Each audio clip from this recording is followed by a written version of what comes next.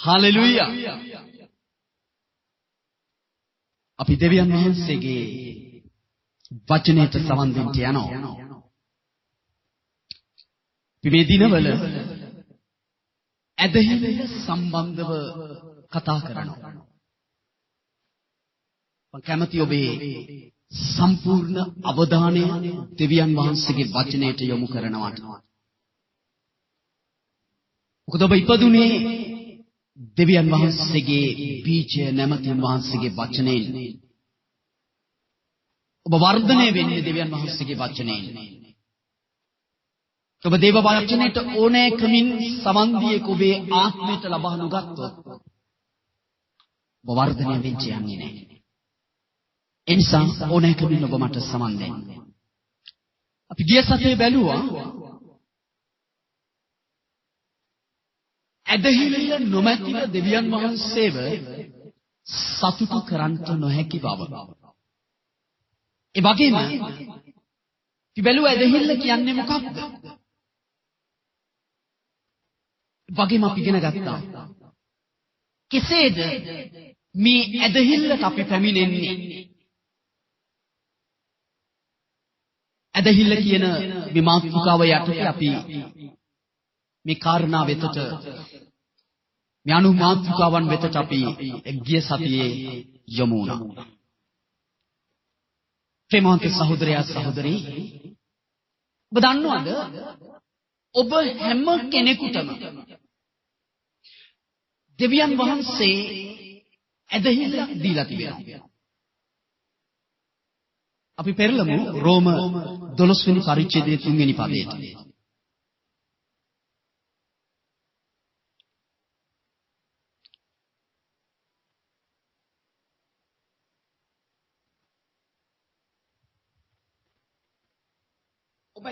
ඔබ හැම කෙනෙකුටම ඇදහිල්ලේ යම් ප්‍රමාණයක්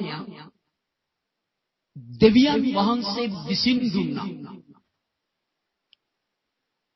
ඇයි ඒක දුන්නේ?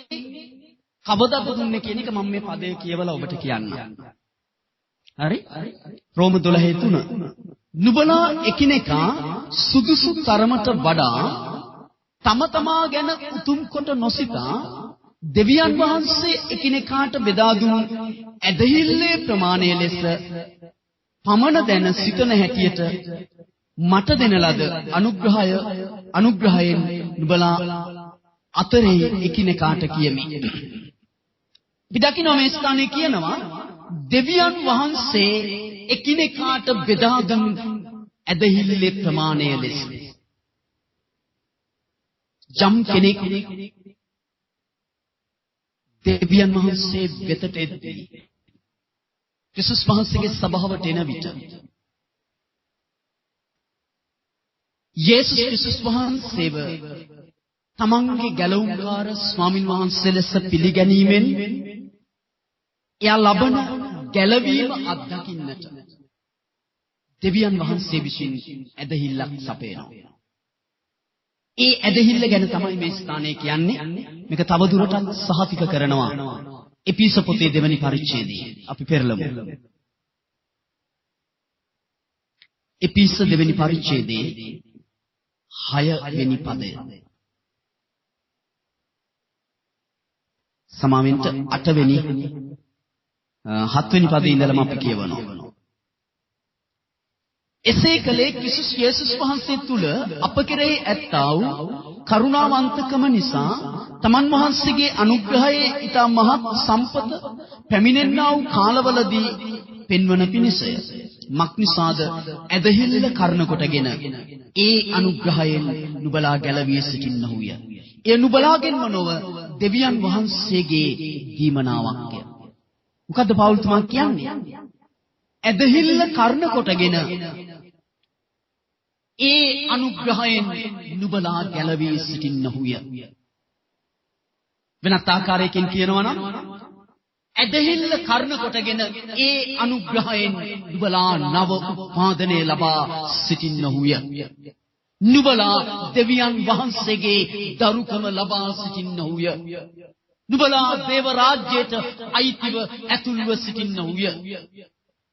ගැලවීම කියද්දී මේ හැම දෙයක්ම මේ සත්‍යතාවය තුල අන්තර්ගතයි. ඔබ කොහොමද ගැලවීම ලබන්නේ? ඇදහිල්ලෙන්.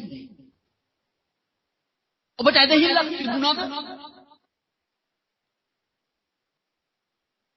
ඔබ යේසුස් වහන්සේ ස්වාමින් වහන්සේ කොට පිළිගන්න දවසේ දෙවියන් වහන්සේ උන්වහන්සේව මලුන්ගෙන් නැගිට්ටෙව්වා කියලා අදහගත්තු දවසේ ඔබට ඇදහිල්ලක් තිබුණාද?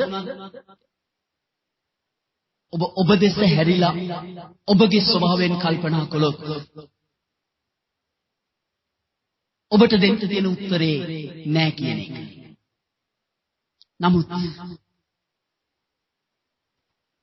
ඔබ මේ ගැලවීම අත්දකින්නේ ඇදහිල්ලකින්.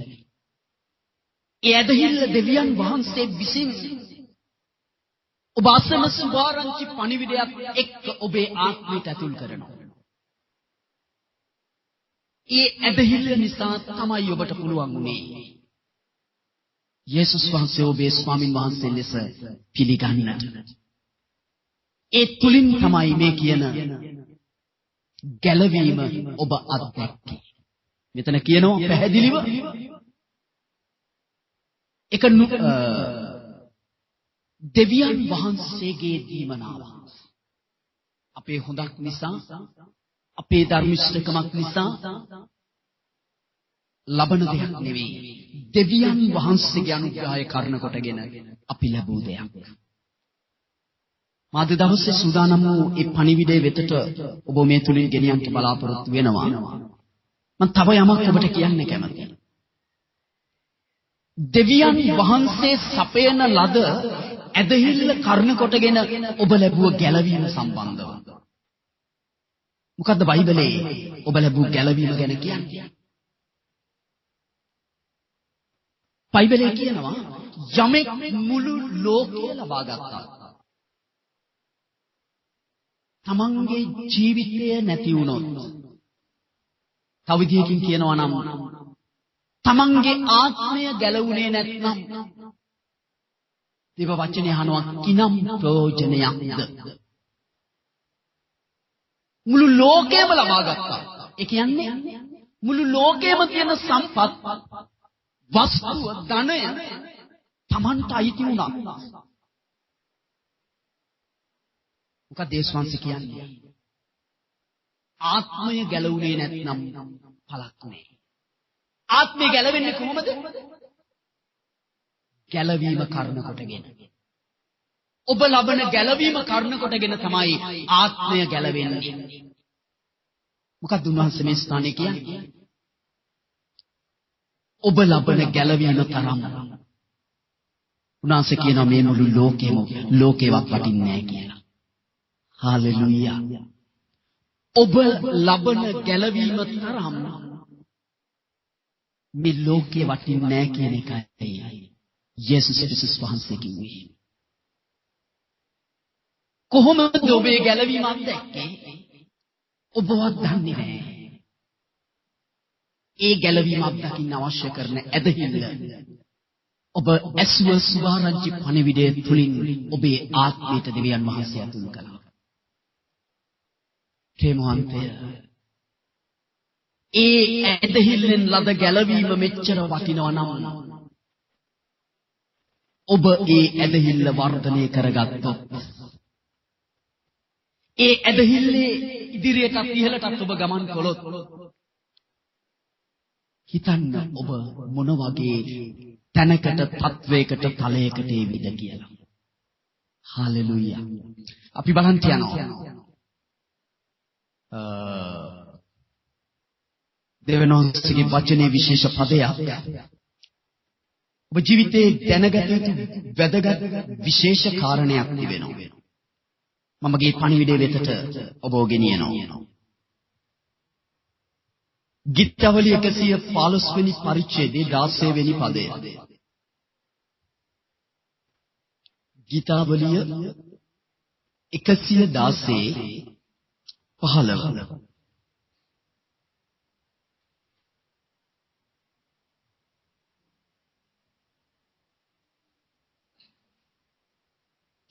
මොකක්ද කියන්නේ?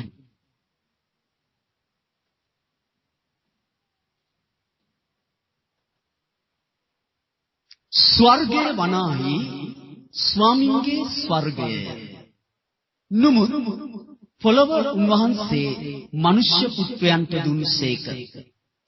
මනවත කියවනෝ ගීතාවලිය 115:16.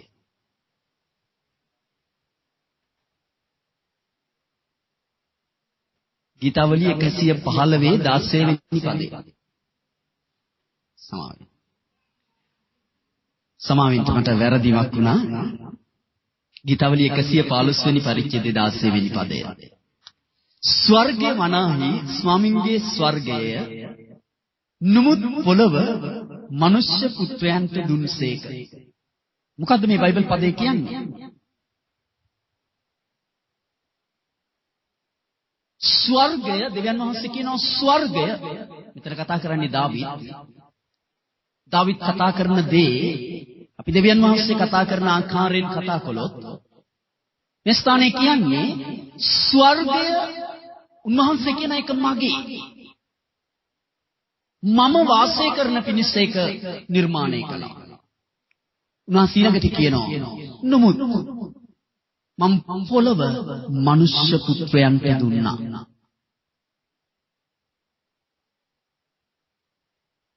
නැවත මම කියනවා නම් ස්වර්ගය දෙවියන් වහන්සේගේ උන්වහන්සේ පොළව මම එක මනුෂ්‍ය පුත්‍රයන්ට පැවරුවා. පොළව දෙවියන් වහන්සේගේ නිර්මාණයක් වුවද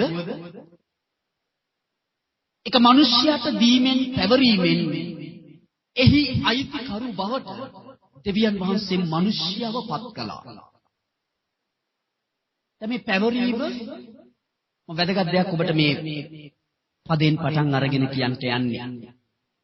පටන් ගැනීම මොකද්ද පාස්ටර් කියන්න යන්නේ කියලා ඔබට අපැහැදිලි වෙන්න පුළුවන්. මම කියන්ට යන දෙයට මේ කාරණේ මම අදාළ කරගන්න යනවා. දැන් මේ පැවරීම නිත්‍යානුකූල පැවරීමක්. පොළව මවලා පොළව තුල අඩංගු හැම දෙයක්ම නිර්මාණය කරලා උන්වහන්සේ මැව් මිනිසයාට මේක බාර දුන්නා. ඒක හරියට දෙවියන් වහන්සේගේ සේවකයෙක් හැටියට වැඩ කරන්ට නෙවෙයි. උන්වහන්සේගේ වහලෙක් හැටියට එහි වගකීම් දරන්ට නෙවෙයි. උන්වහන්සේක නිත්‍යානුකූලවම මින් එහාට උන්වහන්සේ කිව් දේ සම්පූර්ණ කරමින් බලා ගනිමින් පාලනය කරමින් භුක්ති විඳීමට නිත්‍යානුකූලවම මිනිසයාට මේ පොළව පවරනු ලැබුවා. හරියට ඔප්පුවකින් අපි ලියලා අස්සම් කරලා යමක් තව කෙනෙකුට පවරනවා වගේ. දැන් ඔබ උප්පත්ති පළවෙනි පරිච්ඡේදයේ 28 වෙනි පදේ බැලුවොත් අපි බලමු මේ බයිබල් පදේ. අපි දන්න බයිබල් පදයක්. දේව වචනේ කියවීම ආශිර්වාදයක්. හාලෙලූයා. එලිදරව් පළවෙනි පරිච්ඡේදයේ 3 වෙනි පදේ කියනවා දේව වචනේ කියවන එක ආශිර්වාදයක්. හාලෙලූයා. උප්පත්ති 1:28. දෙවියන් වහන්සේ ඔවුන්ට ආශිර්වාද කළසේක. මේ ආශිර්වාදය කියන වචනය හේබ්‍රව වලින් ගද්දී උන්වහන්සේගේ හැකියාව මිනිසයාට පැවරුවා. මොනකටද? උන්වහන්සේ උන්ට කියනසේ උඹලා බෝවි වැඩමින් පොළව පූර්ණ කොට එක යටත් කරගනිමු. මුහුදේ මත්ස්‍යයන් කෙරෙහිද ආකාශේ පක්ෂීන් කෙරෙහිද පොළොව පිට හැසිරෙන සියලු සතුන් කෙරෙහිද අධිපතිකම් කරවු යයි කීසේක. උන්වහන්සේ සම්පූර්ණයෙන්ම මැවිල්ල බාර දුන්නා. බාර දීලා කියනවා මේ කාරණා පොළොව මත සම්පූර්ණ කරන්න. දෙවියන් වහන්සේ නිත්‍යානුකූලව මිනිසයාට පොළොව බාර දුන්නු බව සහතික කරන එක කාරණයක් ඔය. මම තවත් කරුණු දෙකක් ඔබට කියන්නම්. දැන් මිනිසයා දෙවියන් වහන්සේට අකීකරු වුණා. මොකක්ද අකීකරුකම කියන්නේ?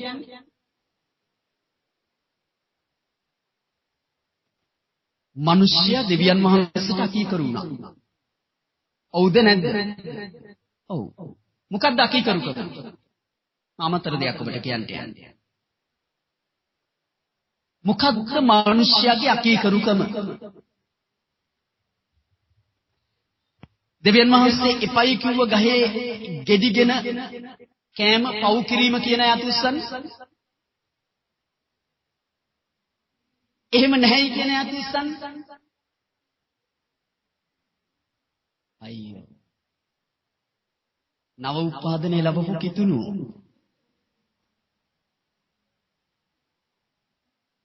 ඒ දෙකම නෙමෙයිද? එහෙනම් මොකක්ද අකීකරුකම? කවදාවත් අමතක කරන්න එපා. මේක මම කියලා තියෙනවා. මතක නෑ ඔබට. වචනේ අසා අමතක කරන්නෙක් වීම කැඩපතක් ළඟ තමන්ගේ මුහුණ බලාගෙන එයින් පිටත්ව ගියාම තමන් කවුද කියලා අමතක කරන මිනිස්සුෙකුට සමානයි කියලා දේව වචනේ කියනවා. එහෙනම් මේවා සුභාරංචියට කෙනෙකුට සුභාරංචිය දීමේදී අවබෝධ කරගන්න අපේ මතකයේම තියෙන්න ඕන දේවල් මේවා. එහෙනම් මේවා අමතක කරන්න එපා. මිනිස්යා කළ වරද තමයි වරද සහ අකීකරුකම කියන්නේ දෙකක්. මේක පටලවා ගන්න. පාපේ සහ අකීකරුකම කියන්නේ දෙකක්. මිනිස්යා කළ පාපේ නැත්තම් වරද තමයි දෙවියන් වහන්සේ පයිකුව ගහේ ගෙඩිගෙන කාපු එක. ඒක නෙමෙයි අකීකරුකම. අකීකරුකම පාපේ වගකීම බාර නොගත්තකම. ඒක මතක තියාගන්න. තම අමතර දෙයක් ඔබට කිව්වේ. තම ඔබට පෙන්වන්න යන්නේ දෙවියන් වහන්සේ මේ පොළොව මිනිසයාට නිත්‍යානුකූලවම පැවරුවා කියන එක. උපත්ති 1:28 ගත්තේ ඒක කාරණයක් හැටියට. තවත් කරුණු දෙකක් මම ඔබට පෙන්වන්නම්.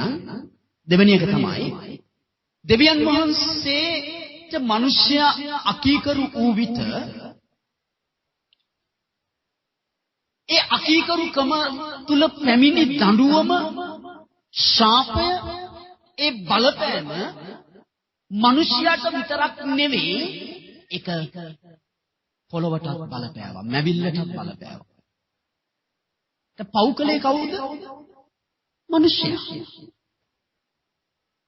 මේ ගස්කොල්ලන් සතා සිව්පාව මේ මැවිල්ල පෞකලේ නෑ. එමනම් ඇයි ඒකට ඒ දඬුවම බලපෑවේ? හේතුව මේ පොළොව මිනිස්යාගේ වගකීමට නිත්‍යානුකූලවම පවරපු නිසා. මිනිස්යාගේ දඬුවම මැවිල්ලට බලපෑවා. මැවිල්ලට උන්වහන්සේ දඬුවම් කළා. බලපෑවා. හේතුව මිනිස්යාගේ අකීකරුකම නිසා. තව දුරටත් ඒ පොළොවේ සාරවත්කම භුක්ති විඳින්න බැරි වන ලෙස.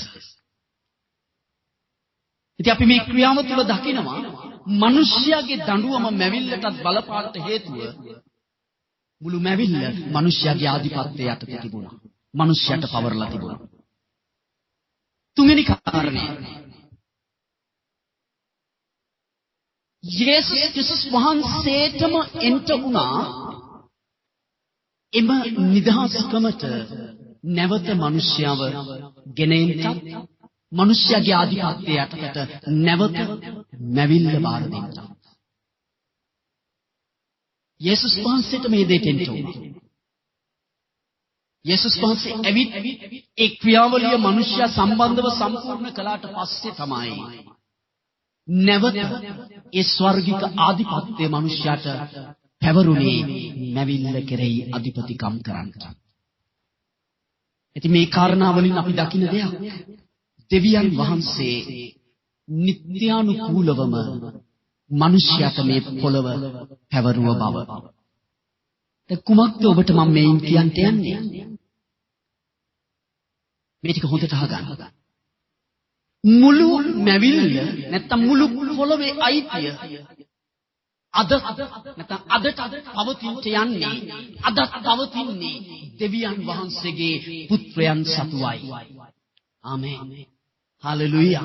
අදටත් මේ මැවිල්ල පවතින්නේ දෙවියන් වහන්සේගේ පුත්‍රයන්ගේ ආධිපත්‍යය යටතේ ඔහුගේ වගකීම යටතේ. හරි? තව දෙයක් මම ඔබට කියන්නම්. දෙවියන් වහන්සේ පොළවේ ක්‍රියාත්මක වෙන්නේ ඒ දෙවියන් වහන්සේගේ පුත්‍රයන් කරන කොටගෙන. මේ පොළොවේ වගකීම දරන ආධිපත්‍යය දරන මිනිස්සෙක් උන්වහන්සේට නැති වුණොත් ඔබ දන්නවද මේ පොළොවේ කිසි වැඩක් උන්වහන්සේට කරන්න බෑ. ඒ ඇයි පොළොව උන්වහන්සේගෙන් නෙවෙයි. උන්වහන්සේ තමයි මැවුම් කරු. නමුත් ඒක සම්පූර්ණයෙන්ම මිනිස්යාට පැවරුවා ඒ අයිතිය බාර දුන්නා. එනිසා උන්වහන්සේගේ දරුවෝ නැතුව උන්වහන්සේට මේ පොළොවේ ක්‍රියාත්මක වෙන්න බෑ. දැන් උන්වහන්සේට ඕන වුණා අකීකරු මිනිස්යාට ගැලවීම ගේන්න. නමුත් උන්වහන්සේට ඒ දේ කරන්න කිසිම මනුෂ්‍ය පුත්‍රයෙක් හිටියේ නැහැ. හැබැයි ඒ දේ කරන්න උන්වහන්සේට බෑ. මිනිසෙක් මේ පාපයේ වගකීම බාර ගන්නතුරු නොගන්නතුරු උන්වහන්සේට ඒ දේ කරන්න බෑ. ඒ කියන්නේ මනුෂ්‍ය පුත්‍රයෙක් මනුෂ්‍යගේ අකීකරුකමේ වගකීම බාරගත යුතුව තිබුණා.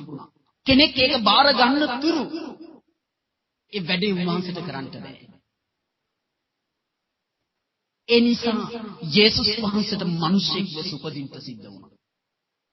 හේතුව පොළොවේ අයිතිය නිත්‍යානුකූලවම මිනිසයාට පවරපු නිසා. මිනිසෙක් නැතුව පොළොවේ කිසි වැඩක් උන්වහන්සේට කරන්න බෑ. ඒ නිසා යේසුස් වහන්සේ මිනිසෙක් ලෙස උපත ලැබලා සියලු මිනිසයාගේ පාපයේ වගකීම Taman පිටට ගත්ත නිසා උන්වහන්සේට පුළුවන් වුණා සියලු මිනිසයාට නැවත ගැලවීම ගෙනෙන්න. මේ දේ තුලින් මම ඔබට කියන දේ තමයි ඔබගේ මගේ අවසරය නැතුව ඔබම උන්වහන්සේට ඉඩ දෙන්නේ නැතුව දෙවියන් වහන්සේට කිසි දෙයක් මේ පොළොව තුල කරන්න බෑ. හේතුව උන්වහන්සේ නිත්‍යානුකූලවම ඒ දේ මිනිස්යාට පවරපු නිසා. ඔබ මෙහෙම කියද්දි කල්පනා කරයි සුනාමි එනවා, නොඑක් ආකාර ස්වභාවික විපත්ති එනවා. ක්‍රිස්තුස් වහන්සේගේ පැමිණීම සම්බන්ධව අවසාන කාලයේ සිදු වෙනවා කියූ දේවල් සිද්ධ වෙනවා. ඉතින් මේ දේවල් ස්වර්ගයෙන් දෙවියන් වහන්සේගේ අනුමැතිය තුල වෙන දෙයක් නේ කියලා. ඒක ඇත්ත. උන්වහන්සේ කිව්වා තමන්ගේ වචනයෙන්. උන්වහන්සේ පොළොවේ වගකීම මිනිස්යාට බාර දෙද්දී වචනයක් දුන්නා. මේකෙන් කන් දෙපා කෑවොත් මේ දේ වෙනවා. ඔවුනේ ආඥාවට අකීකරුණා. ඒ දෙයක් දැක්කා. ඒක දෙවියන් වහන්සේ කරපු දෙයක් නෙමෙයි. වචනේ කිව්ව දේ ඉෂ්ට වුණා. ඒ වගේම බයිබලයේ පුරා අපි ජීවත් විය යුතු අන්දම, ක්‍රියා කළ යුතු අන්දම දේව වචනේ ඉදිරව් කරලා තියෙනවා. කෙනෙක් ඒ තුල නොපැවතුනොත් ඒ කියපු දේවල් ඒ මිනිස්යාගේ ජීවිතයට, ඒ දේශයට, පොළොවට එන එක ස්ථිරයි. මොකද වචනේ කියපු දේ ස්ථිර වෙන්න ඕනේ. ඒක දෙවියන් වහන්සේට අකීකරුකමෙන් තව දුරටත් මිනිසයන් අත්පත් කරගන්න විනාශය. මේක ඔබ තේරුම් ගන්න. දැන් ඔබට මේකට උදාහරණයක් දෙන්න ඕන නම් අපි පෙරළමු දෙවනි ලේකම් 7 වෙනි පරිච්ඡේදයේ 14 වෙනි පදයට. දෙවනි ලේකම් 7 වෙනි පරිච්ඡේදයේ 14 වෙනි පදය. මොකද්ද කියන්නේ? මාගේ නාමය දෙවනි ලේකම් 7:14 මාගේ නාමය දරන මාගේ සෙනග යටත් වී යාඥා කර මගේ මුහුණ සොයා තමුන්ගේ නපුරු මාර්ග අතහැරියොත් මම ස්වර්ගයේ සිට අසා ඔවුන්ගේ පව් කමා කොට ඔවුන්ගේ දේශය සුව කරන්නෙමි. මේ කතා කරන්නේ පොළොව ගැන. මෙතන කතා කළේ ඊශ්‍රායල් සෙනග ජීවත් වෙච්ච ඊශ්‍රායල් දේශය ගැන. මුත් අලුත් ජූසුමට එද්දී අපි ජීවත් වන රට ගැන, අපි ජීවත් වන මේ පොළොව ගැන කතා කරන්නේ. මොකද්ද දෙවියන් වහන්සේ කියන්නේ? මගේ නාමය දරන සෙනග යටත් වී යාඥා කර තමුන්ගේ නපුරු මාර්ග අතහැර මගේ මුහුණ සෙව්වොත් මම දේශය සුව කරනවා. මොකද්ද මෙතනත් පැහැදිලි කරන්නේ? දෙවියන් වහන්සේට මේ පොළොවේ ක්‍රියා කරන්න පුළුවන් උන්වහන්සේ වෙනුවෙන් මිනිස්සෙක් හිටගත්තොත් විතරයි. උන්වහන්සේ නියෝජනය කරන අය තුලින් විතරයි උන්වහන්සේට මේ පොළොවේ වැඩ කරන්න පුළුවන්. හේතුව උන්වහන්සේ නිත්‍යානුකූලවම මිනිස්යාට මේ පොළව පවරපු නිසා. ඉතින් මම ඔබට වටිනා දෙයක් කියන්න යනවා. ඔබගේ ඇදහිල්ල තමයි මේක හොඳට අහගන්න. ආත්මික තලයට අවසර දෙන්නේ මේ පොළවේ ක්‍රියාත්මක වෙන්න. මම ඔබට තව ටිකක් පැහැදිලි කරන්න. දැන් මම මෙතෙක් කියපු හැම දෙයකින්ම ඔබ එක දෙයක් දැනගන්නවා. පොළවේ නිර්මාපු දෙවියන් වහන්සේ වූ නමුත් ඒකේ අයිතිය මිනිස්යාට උන්වහන්සේ පැවරුවා. අද මිනිස්යා නැතිව, මිනිස්යාගේ අවසරයක් නැතිව, මිනිස්යාගේ ඉඩදීමක් නැතිව දෙවියන් වහන්සේට කිසි දෙයක් මේ පොළවේ කරන්න බෑ. ඒක තමයි ඇත්ත. මොකද දෙවියන් වහන්සේ තමන්ගේ වචනයට විශ්වාසවන්තවයි වැඩ කරන්නේ. උන්වහන්සේට කණ්ඩ ඕන වුණාම කබරයව තලෝගය කරගන්නේ නැහැ අපි වගේ. අපිත් එහෙම නැහැ. ආමෙන්. මුත් අපි එහෙම කලා කාලය. තවම කරන අය ඉන්නවා නම් තමන්ව වෙනස් කරගන්න. තමන්ගේ ආශාවන්, පුද්ගලික ලාභ ප්‍රයෝජන වලට සත්‍යතාවයේ උන්වහන්සේ පාවා දෙන්නේ නැහැ. මොකද දේව වචනේ කියන උන්වහන්සේ තමන්ගේ වචනය බොරු කරන්නේ නැහැ කියලා. උන්වහන්සේ තමන්ගේ වචනයට විශ්වාසවන්තයි. උන්වහන්සේ වෙනස් වෙන්නේ නැහැ. උන්වහන්සේ තමන්ගේ වචනයෙන් පොළවේ අයිතිය මිනිස්යාට පැවරුවා. වගකීම පැවරුවා. ඒකේ නායකත්වයට මිනිස්යාව පත් කළා. එනිසා මිනිස්යාගේ අවසරය මත තමයි, මිනිස්යාගේ ඉඩදීම මත තමයි උන්වහන්සේ පොළොවත් එක්ක වැඩ කරන්නේ. උන්වහන්සේ ආත්මික තලයේ, අපි ඉන්නේ භෞතික තලයේ. දෙවියන් වහන්සේ කැමති අපිත් එක්ක අපි තුල ඉඳමින් වැඩ කරන්න. උන්වහන්සේ කැමති මේ වචනේ තියෙන සම්පූර්ණත්වය කරා අපිව ගෙනියන්න. බයිබලයේ කියන සුදාත්මයන් වහන්සේ යමෙක්ව රැගෙන යන්නේ නැත්නම් ඔවුන් දෙවියන් වහන්සේගේ පුත්‍රයන් දරුවන් නෙවෙයි කියලා. උන්වහන්සේ කැමති අපිව රැගෙන යන්න. අපි ඉදිරියටත් ඉහළටත් ගෙනියන්න. උන්වහන්සේගේ වචනේ කියා තිබෙන උරුමයන් ආධිපත්‍යයන් තුලට අපිව ගේන්නේ. නැවත කියන උන්වහන්සේ ආත්මික තලයේ. උන්වහන්සේ කැමති අපිත් එක්ක වැඩ කරන්න. උන්වහන්සේට ඕනේ අපේ අවසරය. උන්වහන්සේට ඕනේ අපි උන්වහන්සේට වැඩ කරන්න ඉඩ දීම. එහෙම නැතුව අපිත් එක්ක කිසි දෙයක් උන්වහන්සේට කරන්න බෑ. මම ඔබට කියන්නේ මේකයි. අපේ ජීවිතේ අපි උන්වහන්සේට ඉඩ දෙන්නේ අපිට ඇදහිල්ල තිබුණොත් පමණයි. ඇදහිල්ල තමයි ආත්මික තලයට අපි අවසර දෙන්නේ, ඉඩ දෙන්නේ මේ භෞතික තලයට එක්ක ක්‍රියාත්මක වෙන්න. අද ගොඩක් කිතුණුවන්ගේ ජීවිතවල දේවල් සිද්ධ වෙන්නේ. ඔබ හිතන්න එපා හැමදාම මේ දේ කියනවා කියලා. නමුත් හැමදාම ඕක කියන්න ඕනේ ඔබ තුල එලිදරව්වක් වන තුරු. ඇයි? ගීතවල 119 130 කියනවා ඔබගේ වචනේ එලිදරව් වීමෙන් ආලෝකය පැමිණෙනවා. දේව වචනේ ඔබේ ආත්මයට එලිදරව්වක් වෙන තුරුම මම මේ ගැන කතා කරන්න යනවා. එලිදරව්වක් වුණොත් තමයි ආලෝකය පැමිණෙන්නේ. ආලෝකය පැමිණුණොත් තමයි පවතින අන්ධකාරය පහ වෙන්නේ. වචනය පිළිබඳ කොච්චර දැනුම තිබුණත් ඒක එලිදරව්වක් වනතුරු කිසි දෙයක් ඔබේ ජීවිතේ වෙන්න යන්නේ නැහැ. දැන් එකම දේ ඔබ නැවත නැවත අහන්න පුළුවන්. වමනාවෙන් අහන්න. ඔබට තාම එලිදරව්වක් ඇවිත් නැත්නම්.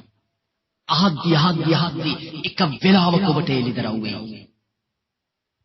ඔබ ඒ සත්‍යතාවයට ඉඩ දීලා ඒක ආත්මයට ලබාගෙන තමන්ගේ ජීවිතය ඒ සත්‍යතාවයට පරිවර්තනය කරගන්න වෙලාවේ ඒ එළිදරව් ඔබ වෙතට එන්න යනවා.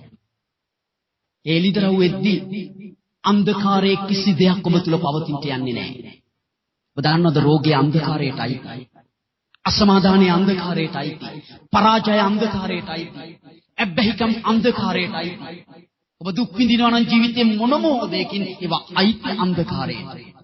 දුක් විඳීමක් තියෙනවා. ක්‍රිස්තුස් වහන්සේ නිසා ඇදහිල්ල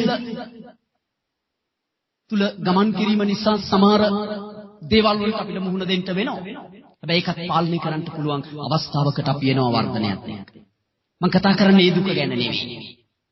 මම කතා කරන්නේ කිතුණුවෙකුට අයිති නැති මේ තත්වය ගැන. අද ගොඩක් කිතුණුවන් මේ තුලින් ගමන් කරනවා. ප්‍රේමවන්ත සහෝදරයා සහෝදරි මේ හැම දෙයක්ම අන්ධකාරය යටතේ පවතින දේවල්. දෙවියන් වහන්සේගේ වචනෙන් එළිදරව්ව ඔබේ ආත්මයට එද්දී ඒ එළිදරව්ව ගෙනෙන ආලෝකය මේ හැම අන්ධකාරයක්ම නැති කරනවා. ඒකට වචනය ඔබේ ආත්මයට එළිදරව් වෙන්න ඕනේ. සදා පාරක් කිව්වත් කමක් නැහැ. එකම දේ විචින් විට කලින් කලට අහන්න එළිදරව්වක් වෙන කියලා. එළිදරව්වක් වුණු අය හොඳුරන්නේ නැහැ. නිතර නිතර මේ දේ කියනවා කියලා අපහසුවටපත් වෙන්නේ නැහැ. ඒගොල්ලෝ සන්තෝෂ වෙනවා. මොකද ආත්මාසේ ප්‍රීතිය උන් තුලට ගේනවා. ගොඩක් වෙලාවට කොඳුරන්නේ එකම දේ කියන හැමදාම මේක හැමදාම අහනවා කියන්නේ එළිදරව්වක් නොවුසෙනක. ඔබ එහෙම කේන්දරුවොත් යම් කෙනෙකුට ඒකේ නම් ඉස්සරහට දැනගන්න යන ඔබට එළිදරව්වක් නැහැ කියලා. ඉඳ කොඳුරන්න එපා. මෙතන පැහැදිලිව කියන්නේ දෙවියන් වහන්සේට යම් දෙයක් ඔබත් එක්ක කරන්නට ඔබ ඉඩ දෙන එකම මාර්ගය ඔබගේ ඇදහිල්ල විතරයි. ඒකයි කිව්වේ ඇදහිල්ල නැතුව දෙවියන් වහන්සේව ප්‍රසන්න කරන්න බෑ. දෙවියන් වහන්සේ ඔබ කෙරෙහි ප්‍රසන්න වෙනවා සතුටු වෙනවා කියන්නේ දෙවියන් වහන්සේ ඔබත් එක්ක වැඩ කරන්න. ඔබ ඉදිරියටත් ඉහළටත් ගෙනියනවා. උන්වහන්සේගේ වචනේ තියෙන දේ ඔබ මතට නිදහස් වෙන්න යනවා. ඒවා ඔබ භුක්ති විඳින අත්පත් කරගන්න තලයක ඔබ හිට ගන්න යනවා. එනිසා ඔබ දෙවියන් වහන්සේට ඉඩ දෙන්න අවශ්‍යයි. ඒ ආත්මික තලයට ඔබ සමග ක්‍රියා කරන්න ඉඩ දෙන එකම මාර්ගය වෙන්නේ ඔබගේ ඇදහිල්ල විතරයි. අපි යොහන්නේ 11 වෙනි පරිච්ඡේදයේ 40 වෙනි පදයට යනවා. අපි ගිය සතියේත් මේ ගැන පොඩ්ඩක් කතා කළා. යදත් මේ ගැන අපි අවධානය යොමු කරන්නට යනවා. යොහන්නේ 11:40. යේසුස් වහන්සේ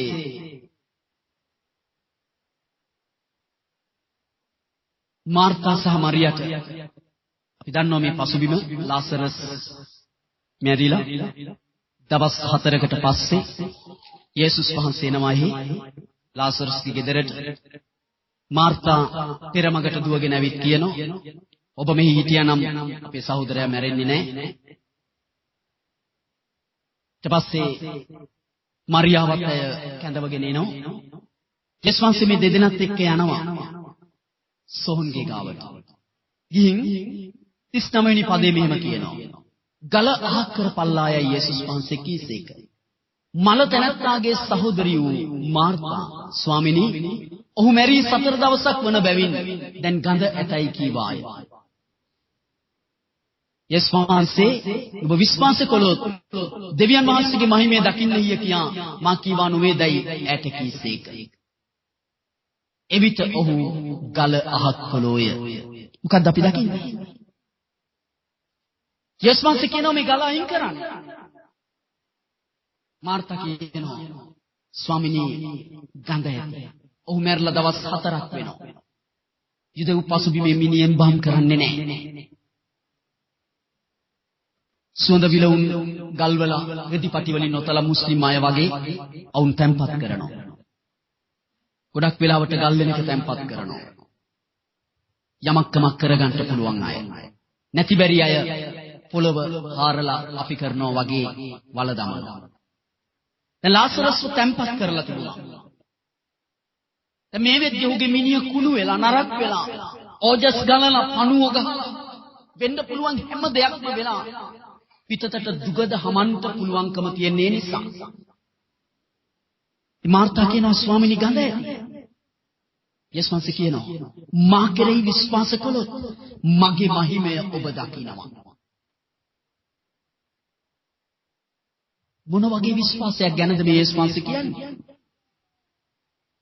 මැරිලා කුණු වෙලා පණුව ගහලා පොළවට පස් වෙන්න පරිවර්තනය වෙලා තියෙන මේ මිනිය නැවත නැගිටින්න යනවා. ඔහු නැවත මම ජීවතුන් අතරට ගෙන්න යනවා. මේක විශ්වාස කරන්න. මාර්තා සහ මරියා මේ දේ විශ්වාස කළා. කොහොමද අපි ඒක දන්නේ?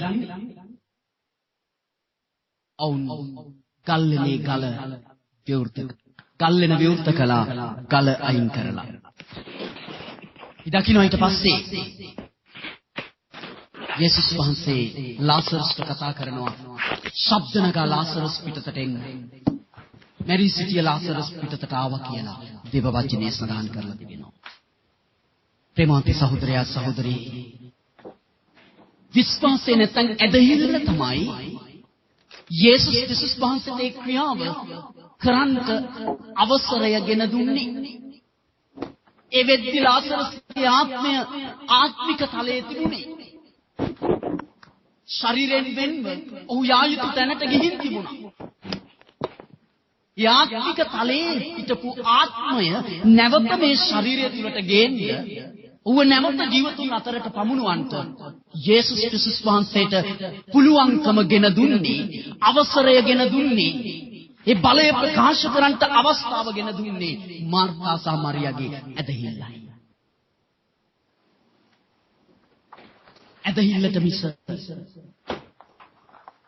දෙවියන් වහන්සේට අවසර දෙන්න බෑ අපේ යාඥාවට. අපි කොච්චර යාඥා කළත් යාඥාව ඕනේ. ඒ යාඥාව ඇදහිල්ල මත පදනම් නොවුනොත් අපි කොච්චර යාඥා කළා කියලා කිසි දෙයක් වෙන්න යන්නේ නැහැ. ආත්මික තලය සෙලවෙන්නේවත් නැහැ. යවුරුදු ගානක කිතුණුවෙක් වුණා කියලා ආත්මික තලයට කිසි දෙයක් කරන්න බෑ. පාරම්පරිකව අපි මේ කිතුණුකමේ ආවා කිසි වෙනසක් සිද්ධ වෙන්න යන්නේ නැහැ. ආත්මික තලයේ පවතින දේ භෞතික තලයට ගෙනෙන්න තියෙන එකම මාර්ගයයි. ඒ ඔබේ ඇදහිල්ල විතරයි. ඇදහිල්ලට පමණයි ඒ දේ කරන්න පුළුවන්. යේසුස් වහන්සේ මාර්තා සහ මරියාට කිව්වා, "බලා විශ්වාස කළොත් මගේ මහිමේ දකින්න." ඔවුන් විශ්වාස කළා. කොහොමද අපි ඒක දන්නේ? ඔවුන් සෝන්ගේ දොර ඇරියා. මොකද දුන්නේ? ආත්මික තලයේ හිටපු ලාසරස්ගේ ආත්මය නැවත භෞතික තලයට නැත්නම් ලාසරස්ගේ ශරීරය වෙතට ආවා. නැවත කොටස ඔබට කියන්නේ මේ දේ සිද්ධ වුණේ මාර්තාගේ මරියාගේ ඇදහිල්ල කරන කොටගෙන. මතක තියාගන්න, ඔබට ඇදහිල්ලක් නැති වුණොත් ඔබේ ජීවිතේ කිසි දෙයක් වෙන්න යන්නේ නැහැ. දෙවියන් වහන්සේ කියන්නේ යේසුස් ක්‍රිස්තුස් වහන්සේව දෙන තරම් ඔබට ප්‍රේම කළා. යේසුස් ක්‍රිස්තුස් වහන්සේ කියන්නේ ඔබ ගත යුතු, ඔබ ලැබිය යුතු තැන ඔබ මා වෙනුවෙන් ලබන තරමට ඔබට මට ප්‍රේම කළා වූ කෙනෙක්. තම දරුවෙක් දෙමව්පියෙක්ගෙන් ගලක් රොටියක් ඉල්ලද්දී යේසුස් වහන්සේ අහන ගලක් දෙයිද? මත්ස්‍යයෙක් ඉල්ලුවොත් සර්පෙක් දෙයිද? විතරයක් ඉල්ලුවොත් ගෝනුස්සෙක් දෙයිද? එහෙම කියලා උන්වහන්සේ කියනවා, එච්චර ආදරය කරන දෙමව්පියන්ට නුඹලා නපුරුයි කියලා උන්වහන්සේ කියනවා. හේතුව අපි අපේ දරුවන්ට කරන්නේ ආත්මාර්ථකාමී ආදරයක් නිසා. එම කියලා උන්වහන්සේ කියනවා, ඊට වඩා මම නුඹලාට ආදරෙයි. එහෙව් දෙවියන් වහන්සේ අපේ ආඥාවන් ඉදිරියේ කිසිම උත්තරයක් නොදී. ඔබ දන්නවද දෙවියන් වහන්සේ තමයි ප්‍රේමයේ ප්‍රතිමූර්තිය. දේව වචනේ කියනවා දෙවියන් වහන්සේ නම් ප්‍රේමයයි. ඔබ වාසනාවන්තයි, භාග්‍යවන්තයි ඒ දෙවියන් වහන්සේගේ දරුවෙක් වීම ගැන. මොකද ඔබ කිසි දෙයකින් අඩුවක් කිඟයක් නැතුව සම්පූර්ණකමින් ජීවත් වෙන්න හැකි අනුග්‍රහයක් ඇති මිනිසෙක්. නමුත් ගොඩක් දෙවියන් වහන්සේගේ මිනිසයන් ජීවිතේ කාරණාවලදී උත්තර නැහැ. අවුරුදු ගණන් ලත වෙනවා. ජීවිතේ කාරණාවලට උත්තර නැහැ. සුවය නැහැ. බලාපොරොත්තු තියෙනවා. ඒවා බලාපොරොත්තු වලට විතරක් සීමා වෙලා. මං කියන්නේ මේ පණිවිඩය අහපු ගාම හෙට මේ තැනට එන්න පුළුවන් කියන එක නෙමෙයි. මම ඔබට කියන්නේ මේ දේ තමන්ගේ ජීවිතේට අරගෙන ඒ වෙනුවෙන් ක්‍රියාත්මක වෙන්න ඔබට එතෙන්ට එන්න පුළුවන්. බීජයක් වපුරපු ගමන්ම අස්වැන්න ගේන්නේ නැහැ.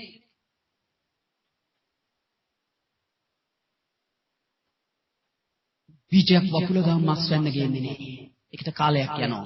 මම ඔබට උගන්වන්නේ එතෙන්ට එන්න. ඒක ශනිකව ඔබට එතෙන් එන්න පුළුවන් කමක් ලැබෙන්නේ නැහැ. කාලයක් යයි. නමුත් ඔබ අද එතෙන්ට එන්න තීරණයක් නොකළොත් ඔබේ තීරණය ඔබ ගන්න කල් දාන්න ඔබේ අස්වැන්න පස්සට යන එකයි වෙන්නේ. නිසා දෙවියන් වහන්සේගේ කැමැත්ත නෙමේ කිතුණුවන් මේ කියන තැන සිටීම. තුන්වහන්සේට උත්තර දෙන්න බැරි වෙලා තියෙනවා. අපේ ආඥාවන් වලට කිසි උත්තරයක් උන්වහන්සේට දෙන්න බැරි වෙලා තිබෙනවා. හේතුව ඒ යාඥාව මත, ඒ සේවය මත, ඒ කැපවීම පූජා වීම මත මේකක්වත් ඇදහිල්ල මත පදනම් වෙලා නැති නිසා. නිසා ආත්මික තලය ක්‍රියාත්මක කරවන්න ඔබට පුළුවන්. හාලෙලූයා. දෙවියන් වහන්සේට මිනිසෙක් නැතුව මේ පොළවේ වැඩ කරන්න බැරුවා වගේම මිනිසෙක් නැතුව පොළව වෙනුවෙන් ආත්මික තලය ක්‍රියාත්මක කරවන්න ස්වර්ගයටත් බැහැ. මං කියපු දේ ඔබ පැහැදිලිව තේරුම් ගන්නට ඇති. දෙවියන් වහන්සේට බෑ මිනිසෙක් නැතුව මේ පොළවේ වැඩ කරන්න. ඒ වගේම තමයි ඇදහිල්ල නැතුව ආත්මික තලය ක්‍රියාත්මක වෙන්නේ නැහැ. ඒ නිසා ඔබට කොච්චර හැකියාව දැනුම තිබුණත් ඔබට තියෙන ශක්තියින් පාවිච්චි කරලා මේ ලෝකේ ජීවත් වෙන මිනිසයන් ආකාරයට ඔබ ජීවිතයේ සාර්ථකත්වය ලබයි. මේ ලෝකෙ මිනිස්සු ඉන්නවා දෙවියන් වහන්සේ නොදැන සාර්ථක වෙච්ච අය. මම කතා කරන්නේ ඒ සාර්ථකත්වය ගැන නෙමෙයි. මම කතා කරන්නේ දේව දරුවෙක් හැටියට ඔබට අයිති උරුමය ගැන. යේසුස් වහන්සේ ඔබ වෙනුවෙන් ජීවිතේ දුන්නා, නැවත නැගිට්ටා. ඔබට විරුද්ධව හිටපු සතුරන්ව පරාජය කළා. භෞතික සහ ආත්මික තලෙහි සියල්ල වෙනුවෙන් යේසුස් වහන්සේ ඔබ මා උදෙසා මිල ගෙවුවා. ඒ කියන්නේ ඔබට මට අයිති හැම දෙයක්ම පිළිබඳව නිත්‍යානුකූල උරුමකාරයෙක් බවට ඔබ මාව පත් කළා. මෙච්චර අනුග්‍රහයක් උන්වහන්සේගෙන් ඔබ මා ලබලා තියෙනවා. නමුත් සෙනෙහවන්ත සහෝදරයා සහෝදරී ඇදහිල්ල නැති වුණොත් රජකම් කරන්ට නව උත්පාදනය ලැබපු ඔබ මා සාමාන්‍ය මිනිසෙක් ලෙස ජීවත් වෙලා මැරිලා යයි. ඒකට නෙමෙයි උන්වහන්සේ ඔබ මාව කැඳවගත්තේ. එහෙම දුක් විඳලා මැරලා යන්න නෙමෙයි උන්වහන්සේ ඔබට මට නව උත්පාදනය දුන්නේ. උන්වහන්සේගේ පුත්‍රකමට කැඳෙව්වේ ඒ තත්වයට අපිපත් වෙන්න නෙමෙයි. ඇදහිල්ල නැති වුණොත් ඔබ ආකාරයෙන් වේවි. මතක තියාගන්න. ආත්මික තලය ප්‍රතිචාරය දක්වන්නේ ඔබේ ඇදහිල්ලට විතරයි. ඔබ ඇදහිල්ලෙන් කරන ඕනම ප්‍රකාශනයකට ආත්මික තලය සූදානම් ප්‍රතිචාරය දක්වන්නේ. ඒක ඕනම රෝගයක් ගැන වෙන්න පුළුවන්. ඕනෑම ප්‍රශ්නයක් ගැන වෙන්න පුළුවන්. සමහර ලාවට මලවුන්ගේ නැගිටීමක් ගැන වෙන්න පුළුවන්. ඔබ ඉදිරියේ තිබෙන ඕනම කන්දක් පහ කරන්නට වෙන්න පුළුවන්. ඔබ වටා තිබෙන ලවණ කාන්තාරය සාරවත් භූමියක් කරගන්නට වෙන්න පුළුවන්. ඇති දේ නැති කරගන්නට, නැති දේ ඇති කරගන්නට වෙන්න පුළුවන්. මොකක්ද ඔබේ අවශ්‍යතාවය? කාරණය දෙවන් වහන්සේගේ වචනයෙන් ඔබට පොරොන්දු දී තිබෙනවා. ඒ දෙයට උන්වහන්සේ උත්තර දෙන්න. ඒක ආත්මික තලය ඊට ප්‍රතිචාරය දක්වන්න ඕනේ. ඒ දේ සිද්ධ වෙන්න. ඔබ මාත් එක්ක තව එක බයිබල් පදයකට යමු. සුදෝමාක් 11 වෙනි පරිච්ඡේදයේ 24 වෙනි පදයට. සුදෝමාක් 11:24. යේසුස් වහන්සේ කරන මේ ප්‍රකාශනය තුල මම මේ කියන දේ අන්තර්ගතව පවතිනවා.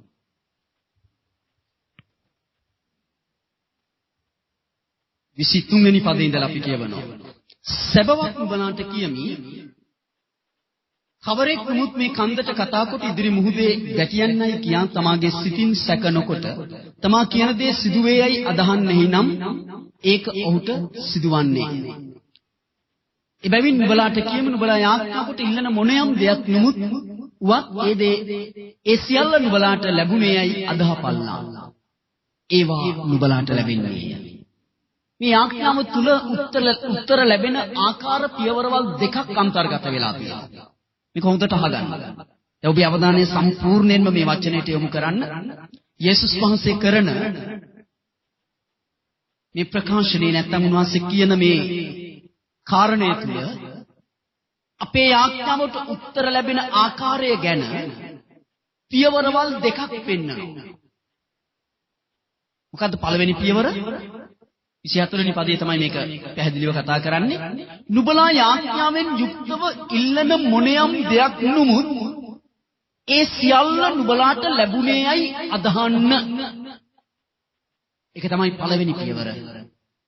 දෙවෙනි පියවර තමයි ඒවා නුඹලාට ලැබෙන්නේ. පළවෙනි පියවර ඇවිල්ලා ආත්මික තලය ගැනයි කතා කරන්නේ. අපිට ඇදහිල්ල අවශ්‍ය ආත්මික තලයෙන් නිදහස් කරගන්න විතරයි. දැන් ඔබේ ගෙදර තියෙන දැන් දවල්ට උදේ ඔබ ඉද්දි උයලා තියලා ආවනම් දැන් ගෙදර උයලා තියෙන බත් එක කන්න ඔබට ඇදහිල්ලක් ඕනේද? ගෙදර ටැප් එක ඇරලා වීදුරුවට වතුර අරන් බොන්න ඔබට ඇදහිල්ලක් ඕනේද? ඔබටම තියෙන ඇඳුම් ඇඳ ගන්නට ඇදහිල්ලක් ඕනේද? ඒක භෞතික තලයට ආවට පස්සේ ඇදහිල්ල අවශ්‍ය නැහැ. ඔබට ඇදහිල්ල අවශ්‍ය. ඇදහිල්ල කියන්නේ හෙබ්‍රේය කලහයක කියන ඇදහිල්ල නම් බලාපොරොත්තු වන දේ ගැන සහතිකයක්, නොදක්නා දේ ගැන ඔප්පුවක්. ඔබ බලාපොරොත්තු වන දේ ඔබට සහතික කරන්නේ ඔබට ලැබෙනවා කියලා ඇදහිල්ල. ඔබට නොපෙනෙන දේ ගැන ඔබට තියෙන ඔප්පුව ඇදහිල්ල. දැන් මේ නොදක්නා නොපෙනෙන ඔබ ඉල්ලන දේ තියෙන්නේ ආත්මික තලයේ. අන්න එතනින් ඒක නිදහස් කරගන්න තමයි ඔබට ඇදහිල්ල ඕනේ. බද සුජීවට තියෙනවා කායික. දැන් ඔකට නගින්න ඔක ස්ටාර්ට් කරන්න යන්න ඔහුට ඇදහිල්ලක් ඕනේ නැහැ. ඔහුට ඇදහිල්ල ඕනේ. ජීවිතේ රැකවරණයට Taman බලාපොරොත්තු වන තලයට තත්වයට ගමන් කරන්න. හැබැයි දැන් ඒක ඔහුගේ. ඔහු තවත් යාඥා කළ යුතු නැහැ මට වාහනයක් දෙන්න කියලා. මොකද ඒක ලැබිලා තියෙනවා. දෙයක් ආත්මික තලයෙන් නිදහස් කර ගන්නටයි ඇදහිල්ල ඕනේ. ඒක භෞතික තලයට ආපුවම භුක්ති විඳින්න තවත් ඇදහිල්ල අවශ්‍ය නැහැ. ඒක මම ලබලා තියෙනවා. ඉතින් මෙතන කියන්නේ නේද? මාසිකන පළමුවම යාඥාවෙන් ඉල්ලන මොනියම් දෙයක් නමුත් ලැබුණේයි අදහන්ත. ඔබට ඇදහිල්ල අවශ්‍යයි. අදහන්ත කියන්නේ ඒකාත්මික තලයෙන් භෞතික තලයට ගේන. ඊළඟට කියන ඔබ ඇදහැව්වොත් ඒක ඔබට ලැබෙනවා. ඒක ඔබ භුක්ති විඳින්න යනවා. ඉතින් ප්‍රේමවන්ත සහෝදරයා සහෝදරී ඇදහිල්ල තමයි ආත්මික තලය ප්‍රතිචාරය දක්වන්නේ. අපි ගියේ ඉරිදා බැලුවා කොහොමද ඇදහිල්ලට පැමිණෙන්නේ? මොකක්ද ඇදහිල්ල කියන්නේ? කොහොමද ඇදහිල්ල වර්ධනය වෙන්නේ? අපි මේ වගේ ප්‍රමාණිකූලව ඇදහිල්ල ගැන අපි තව සති කිහිපයක් කතා කරන්නට යනවා. මේක වටිනා අවස්ථාවක්, වටිනා පණිවිඩයක්. ඔබගේ තත්වයන් වාතාවරණයන් වෙනස් කරන්න. ඔබට ඇදහිල්ල තිබෙනවා නම් ඔබ දෙවියන් වහන්සේගේ වචනේ ඇදහිල්ලෙන් ප්‍රකාශ කරන විට ඒ වචනේ වැඩ කරන්නට යනවා. දන්නවද දෙවියන් වහන්සේගේ වචනේ විතරයි ජීවමාන. උන්වහන්සේගේ වචනේ විතරයි සදාකාලික. ඒ වචනේ ගැන විතරයි දෙවියන් වහන්සේ කිව්වේ. ඒක මට හිස්, ඒක මා වෙතට හිස්ව හැරිලා එන්නේ නැහැ. මං කැමති දේ සිදු කොට මං නියම කළ කාරණය සඵල කරනවා. ඔබ දන්නවද උපත ලැබුවේ දෙවියන් වහන්සේගේ වචනේ? නව උත්පාදනය ලැබුවේ. ඒක අල්ලගන්න මේ කියන දේ. දේව වචනේ පැහැදිලිව කියන ඔබ නව උත්පාදනය ලැබුවා දෙවියන් වහන්සේගේ වචනේ. ඒ වචනේ ජීවමාන නම් ඔබ අජීවමානද? දේව වචනේ ජීවමාන නම් ඒ වචනෙන් උපත ලැබපු ඔබ ජීවමානයි. ඒ වචනේ සදාකාලික නම් ඔබ සදාකාලිකයි. ඒ වචනේ දෙවියන් වහන්සේ වෙතට හිස් වැහැරිලා ඉන්නේ නැත්නම් උන්වහන්සේ නියම කළ කාරණය සඵල කරනවා නම් අද මේ පොළවේ ජීවත් වෙන වචනේ ඔබයි මමයි. හිස් වෙන්න යන්නේ නැහැ. දෙවියන් වහන්සේ යමක් පිණිස අපිව නියම කළාද වචනේ තුල ඒ දේ අපි සම්පූර්ණ කරන්නට යනවා. මේ වචනේ තුල ඔබේ ඇදහිල්ල ගොඩනගා ගන්න. ඇදහිල්ල වටිනාකම තේරුම් ගන්න. ඔබ දැන් දන්නවා මේ වෙද්දී ඇදහිල්ල කොහොමද පැමිණෙන්නේ? ඇදහිල්ල කියන්නේ මොකක්ද කියන එක ඔබ දන්නවා. එනිසා මේවා දැනුමට සීමා කරගන්න නැතුව ජීවිතයට ප්‍රායෝගික කරගන්න. නැත්නම් ඔබේ ආත්මය තුලට ඒක ලබා ගන්න. දැනගැන්වෙන වර්ධනය වෙන්න. ක්‍රියාත්මක වෙන්න. ඔබේ මහිමවන්ත දේ ඔබේ ජීවිතේ සම්පූර්ණ කරන්නට යනවා. මේ ලබන විදා මේ බලන්න යනවා. ඇදහිල්ල කියන්නේ දේව වචනයට මනුෂ්‍යාත්මය නැත්නම් මිනිස්යා දක්වන ප්‍රතිචාරයයි කියන මේ කාරණේ තුල අපි තවත් වැදගත් කාරණයක් අපි ලබන සතිය ඉගෙන ගන්න යනවා. මේ සතිය ඉගෙනගත්තු දේ නැවත ඔබට සාරාංශ කරනවා නම් විනාඩියකින් දෙකකින් ස්වර්ගයේ දෙවියන් වහන්සේගේ මේ පොළව උන්වහන්සේ මැවූ නමුත් ඒක උන්වහන්සේ මනුෂ්‍ය පුත්‍රයාට පැවරුවා. ඒකේ අයිතිය තියෙන්නේ ඔබට මට. අපේ අවසරයක් ඉදදීමක් නැතුව දෙවියන් වහන්සේට කිසි අන්දමකින් මේ භෞතික තලයේ අපි වෙනුවෙන් ක්‍රියාත්මක වෙන්න බෑ. ඔබ වෙනුවෙන් දෙවියන් වහන්සේට ක්‍රියාත්මක වෙන්න නම් ඔබේ ප්‍රශ්න වෙනුවෙන්, ඔබේ රෝග වෙනුවෙන්, ඔබේ අවශ්‍යතාව වෙනුවෙන්, ඔබේ උරුමය වෙනුවෙන්, ආධිපත්‍ය වෙනුවෙන් දෙවියන් වහන්සේ පිළියෙල කළ ස්ථානයට ඔබ ගෙනියන පිණිස ඒ ආත්මික තලයට ඔබ වෙනුවෙන් මේ භෞතික තලයේ ක්‍රියාත්මක වෙන්න නම් ඒ ආත්මික තලයේ ක්‍රියාත්මක කරන්න පුළුවන් එකම දෙයකටයි. ඒ ඔබේ ඇදහිල්ලට විතරයි. ඇදහිල්ලෙන් කරන යාඥාවට, ඇදහිල්ලෙන් කරන වැපිරීම් වලට, ඇදහිල්ලෙන් කරන සේවයට, විශේෂයෙන් ඇදහිල්ලෙන් කරන ප්‍රකාශන වලට විතරයි. ඉතින් ඇදහිල්ල මත පදනම් නොවි කිසි දෙයක් කිරීමෙන් පළක් නැහැ. ඔබේ ඇදහිල්ලට පමණයි පුළුවන් ඒ දේ ඔබේ ජීවිතය තුල කරන්න. මාර්තා සහ මරියා යේසුස් වහන්සේ කෙරේ ඒ ඇදහිල්ල තබපු නිසා යේසුස් වහන්සේට පුළුවන් වුණා. නැත්නම් උන්වහන්සේට කීයටවත් බෑ. කීයටවත් උන්වහන්සේට දේ කරන්න බෑ. මාර්තා සහ මරියාගේ ඇදහිල්ල ක්‍රියාත්මක නොවුණා නම් ඒ ඇදහිල්ලට පුළුවන් වුණා ආත්මික තලයේ ඉන්න ලාසරස්ගේ ආත්මය භෞතික තලයට ගේන්න.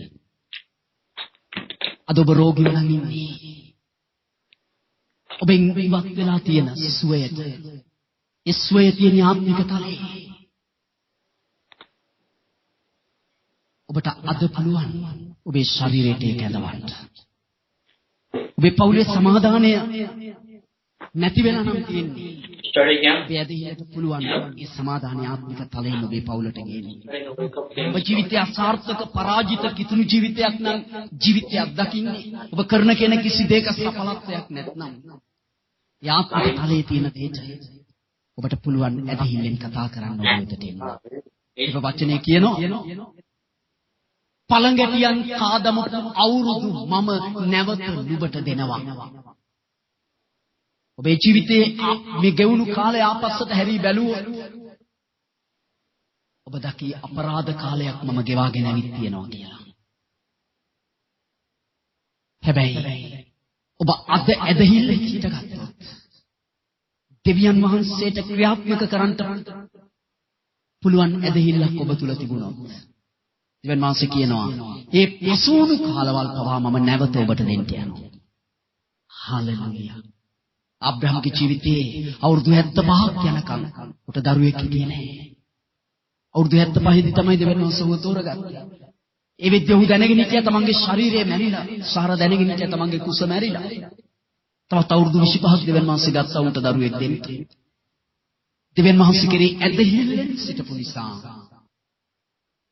ඒ කාලවල නැවත ඔවුන්ට දෙන්න දෙවියන් වහන්සේට පුළුවන් වුණා. අපි බයිබලයේ මේ වගේ අවස්ථා බොහෝමයක් දකිනවා. සක්කිතුණුවනි ඔබට තියෙන සුභාරංචිය තමයි ඔබට කිසි දෙයක් ගැන දුක් වෙන්න අවස්ථාවක් දෙවියන් වහන්සේ දීලා නැහැ.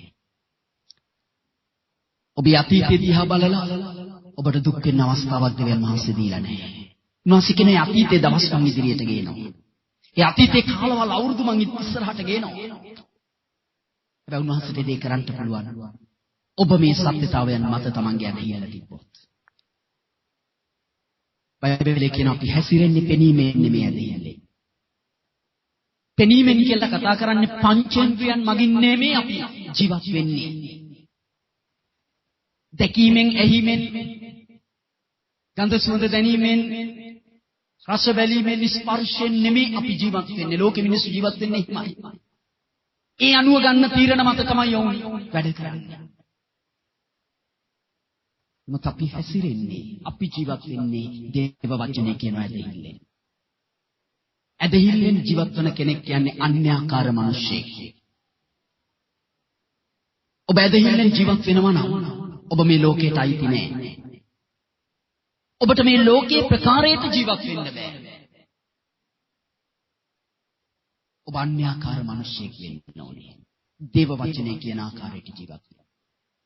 මිලඟදී එක මිනිසෙක් මම පොළට ගිහින් මාකට් එකට ආපු වෙලේ ඔව් පුදුම විදියට මල් ළඟට ඇවිත් කියනවා ජීවත් වෙන්න බෑ. මේ ආර්ථිකය නිසා ජීවත් වෙන්න බෑ. මං දන්නෙත් නෑ, මං අඳුරන්නෙත් නෑ. ඔහු දැක්කම මං hina වුණා. ඉතින් ඔහුත් මා එක්ක hina වුණා. hinaවට සාතන් ගෙනාවු පරීක්ෂාව තමයි ඒක. පුදුම විදියට කියන ජීවත් වෙන්න බෑ මේ රජේ මොකක් හරි වෙන්න ඕනේ. මං hina වෙවි හිටියා, මුකුත් උත්තරයක් නොදී මං දන්නවා මේක එන්නේ පාතාලේ. මරණීය තලයෙන්. මොකද මම මේ පොළොවට අයිති නෑ, මම පාතාලයට අයිති නෑ, කොහෙත් මම මේ පොළොවට අයිති නෑ. මං අයිති ස්වර්ගයට.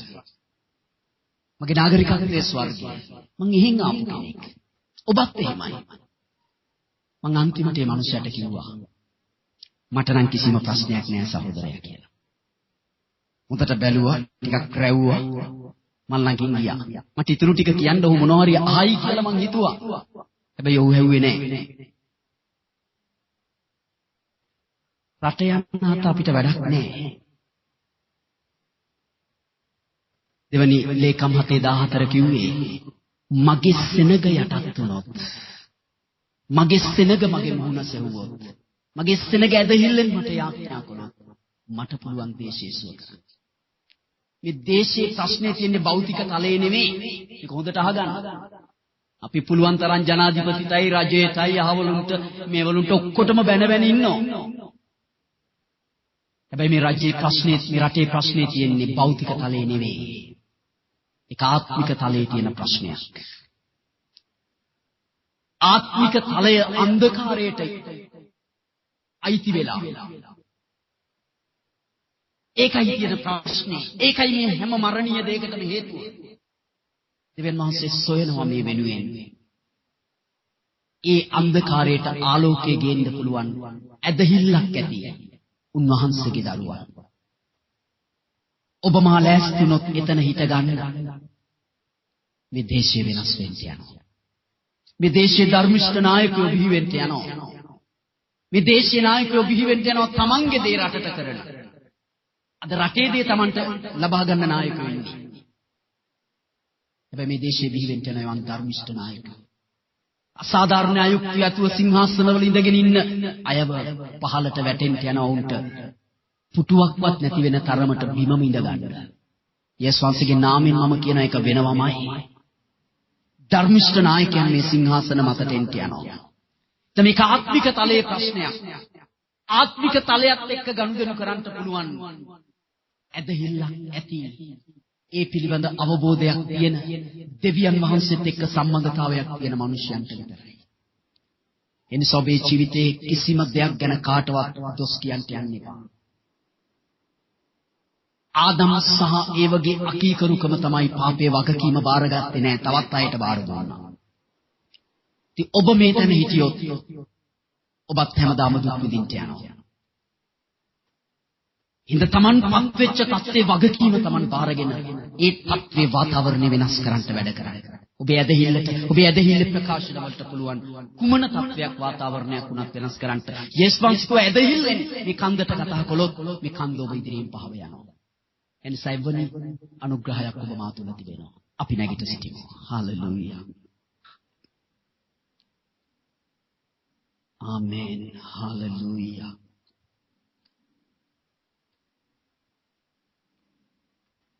හාලෙලූයා. සමහර පණිවිඩ අපි රෙකෝඩ් කරලා තිබෙනවා. ගිය සතියේ පණිවිඩේ භාගය රෙකෝඩ් වෙලා තිබුණේ.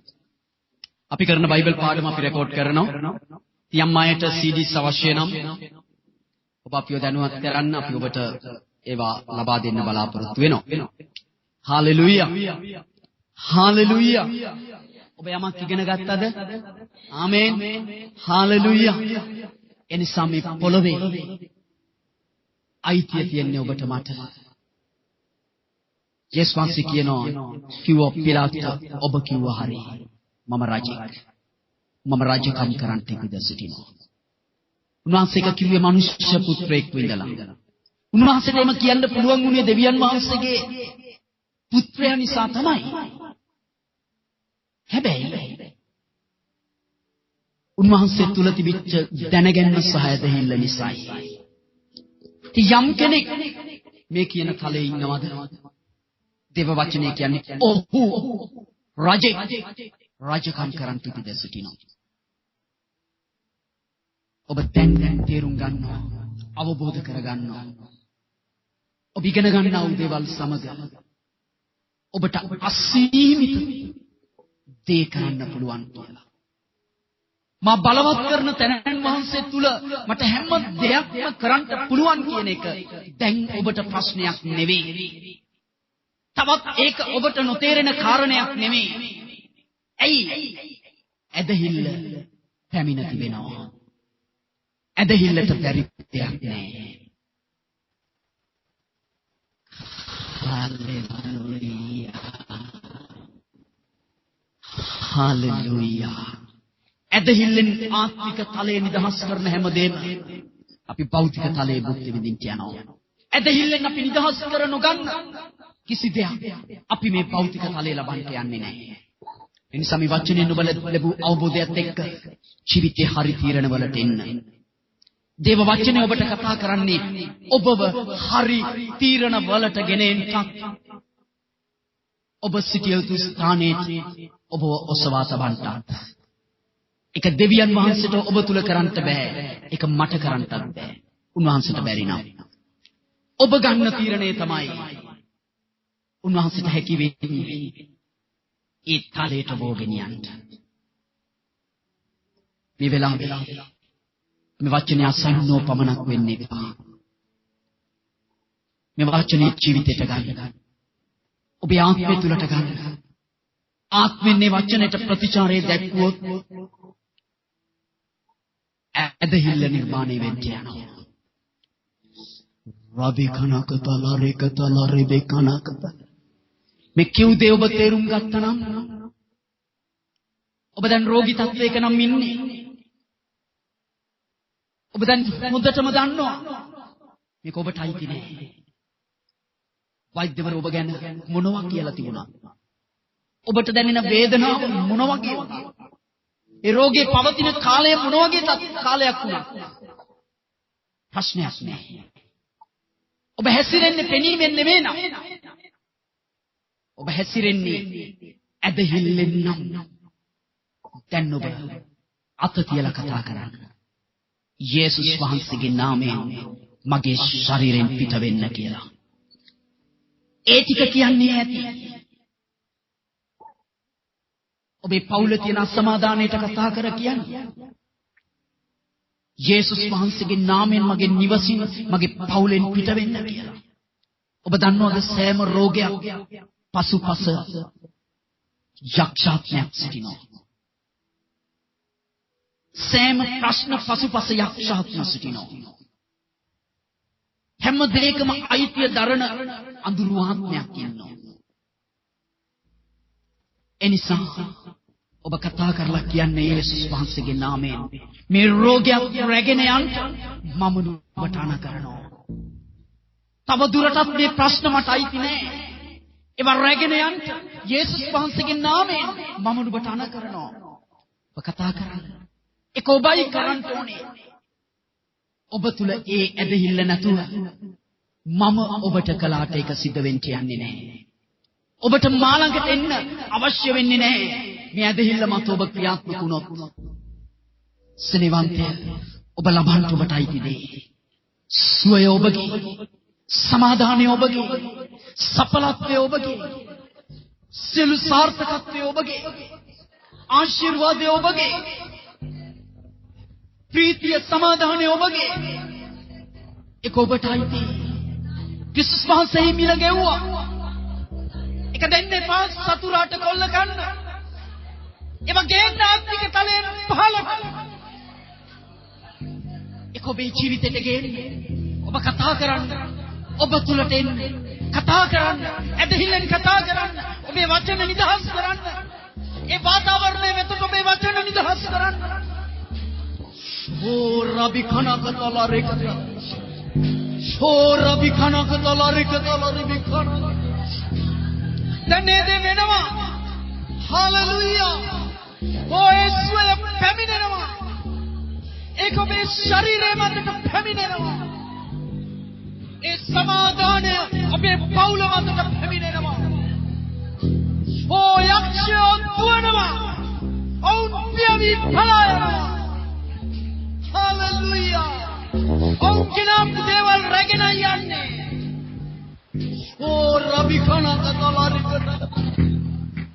හාලෙලූයා. ලබන්න ඔබට අයිතිනේ. ඕ යේසුස් වහන්සේගේ නාමයෙන්, යේසුස් වහන්සේගේ නාමයෙන් හිසේ කැක්කුම්, කොන්දේ අමාරු, හදිපත් වේදනා කෙටි යේසුස් වහන්සේගේ නාමයෙන් ඵලයෝ. ඕ රබි කනකතලාරිකතලා. ඕ රබි කනකතලා. දෙවියන් වහන්සේගේ ස්වභාවයේ කිසි දුර්වලයක් නැහැ. ඕ සියල්ලම බලවන්තයි, ශක්තිමත්. හාලෙලූයා. යේසුස් වහන්සේගේ නාමයෙන් ස්වාමීනි මේ ජීවිතවලට බාධා කරන සෑම දුර්වාත්ම සතුරාගේ ක්‍රියාවන් යේසුස් වහන්සේගේ නාමයෙන් දුරු කරනවා. ඕ රබි කනකතලා. රබි කනකතලා රිකතලා රබි කනකතලා රිකතලා රබි කනකතලා රබි කනකතලා රිකතලා රබි කනකතලා රිකතලා රබි කනකතලා රබි කනකතලා රිකතලා රබි කනකතලා. හාලෙලූයා. සෙනෙවන්ත සහෝදරයා සහෝදරී,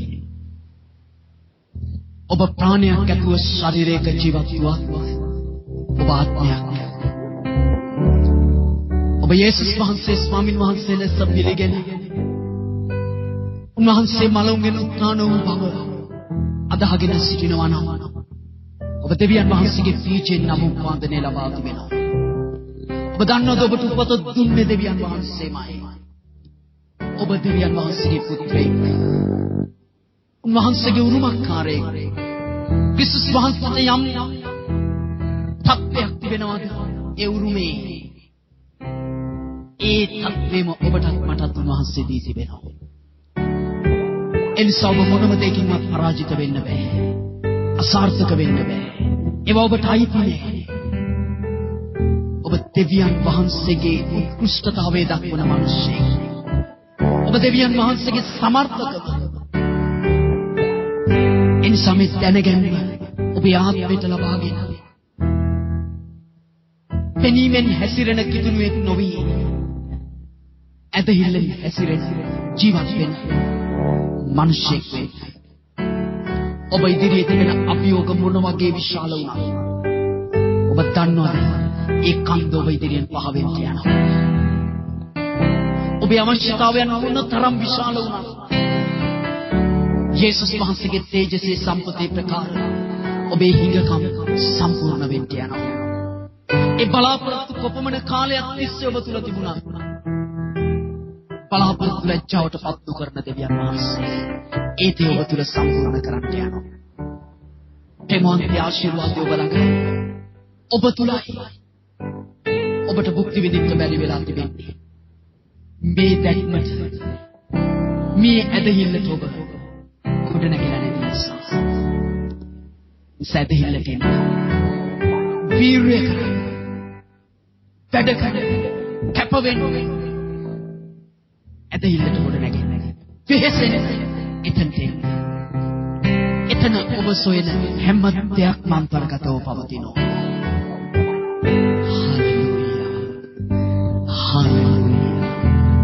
ඔබ ආශිර්වාද ලබෙක්. ඔබ අප්‍රහාම්ගේ ආශිර්වාදය. ඔබ පහලින් නොව ඉහලින් යටින් නෙමේ ඉහලින් සිටින කෙනෙක්. ඔබ වල්ගේ නෙමේ හිස. පාත තබන හැමදේම සඵල වෙන්න යනවා. දෙවනෝසේ මොසෙස්ට කිව්වා. ඔබේ ජීවිතයේ යසුවට කිව්වා. සියලු දවස්වල නුඹට විරුද්ධව සිටින්න කිසිවෙකුට නොහැකි වන්නේ. ඔබට විරුද්ධව සිටින්නන් වැටෙනවාම ඇත කියලා. දෙනසෙදි අපට කියනවා. හalleluya. හalleluya. පෞල් සහ සීලස්ට මිනිසයන් කිව්වා. ලෝකයේ පෙරලන මවුන් මෙහෙට ඇවිත් තියෙනවා.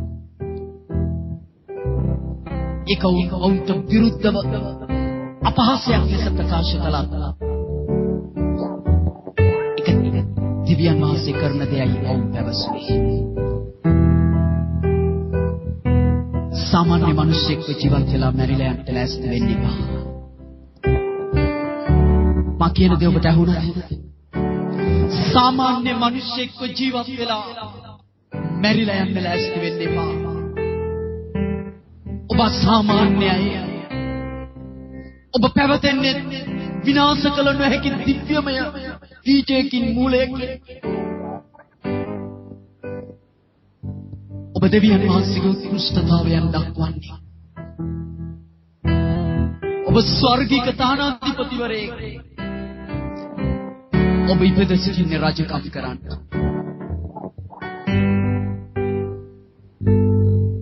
ඒ සාමාන්‍ය සිතන කල්පනා කරන වැඩ කරන විදිහ ඔබ අතහරින්න. දෙවියන් වහන්සේ ඔබ ගැන කියන දේ ඔබ අදහමින් ඒ වචනය ඔබ තුල වැඩ කරන තුරු ඔබ කතා කරන්න. එක වැඩ කරනවා. තත්ත්වේ වාතාවරණය වෙනස් කරනවා. ජේසුස් වහන්සේ තුලේ වැඩ කරනවා. ඒ වචනය අපි තුලත් වැඩ කරනවා. හalleluya. හalleluya. ඔබේ මනසට දෙන්න එපා ඔබ පාලනය කරන්න.